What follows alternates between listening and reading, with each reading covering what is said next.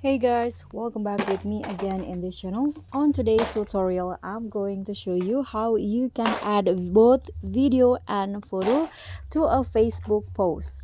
So here I've already opened the Facebook apps on my phone, and I'm going to just start clicking on the what's on your mind tab on the top.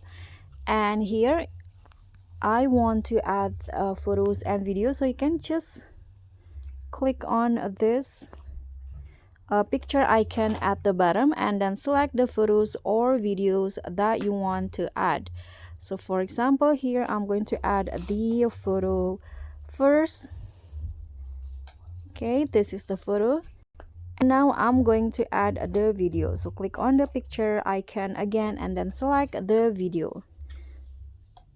Okay, click on next, and now both of video and photos will be here, and you can say something about the post. For example, I'm gonna just write example, and after that click on post. So just like that, the photos and videos will be posted on your Facebook. So that's all from me. Thank you so much for watching. Don't forget to like, comment, and subscribe. Also click on the thanks. Bye.